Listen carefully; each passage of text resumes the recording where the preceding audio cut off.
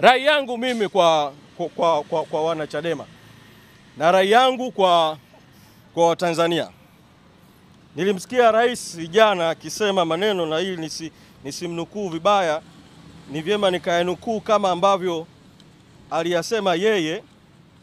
Rais akiwa Pwani, Rais Samia amesema wananchi wasiogope kwenda kupiga kura, na akasema kwamba hao waliokataa uchaguzi wamekataa wenyewe, wasiwatishe, na akasema na mengine. Mimi nataka kusema hivi, nataka kumwambia Rais Samia na kumkumbusha na kuikumbusha serikali.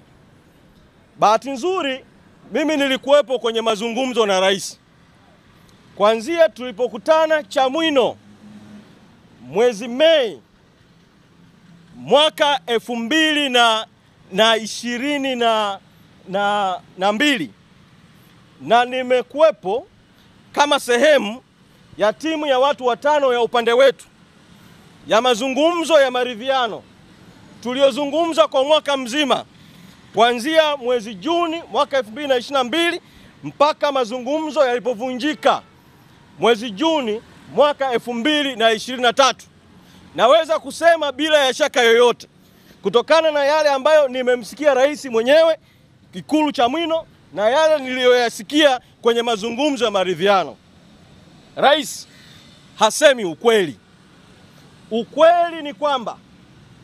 Ukweli ni kwamba uamuzi wa sisi kuamua kuchukua msimamo wa no reforms no election ni baada ya kuona bila ya shaka yoyote kwamba Rais Samia ahadi yake ya 4R ikiwemo reforms ilikuwa ni ahadi ya uongo, ilikuwa ni unafiki, na hakuwa tayari yeye Rais Samia na serikali yake na chama chake cha CCM kufanya mabadiliko na marekebisho yoyote ya kikatiba na ya kisheria ya maana yenye kuwezesha uchaguzi huru na haki. Na uamuzi wa baadaye wa tume inayojiita huru isiyokuwa huru ya kutamka kwamba Chadema hairuhusiwi kushiriki uchaguzi kwa sababu haijasaini maadili ulikuwa ni sehemu tu ya visingizio kinyume cha sheria vya kutengeneza mazingira ya kuhalalisha yale ambayo Rais Samia na serikali yake walishayapanga toka awali.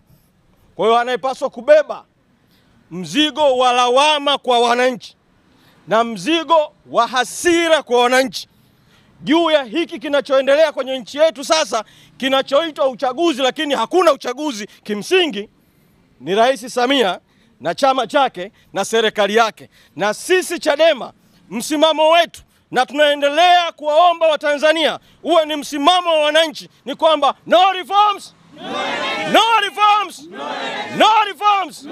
Asanteni sana.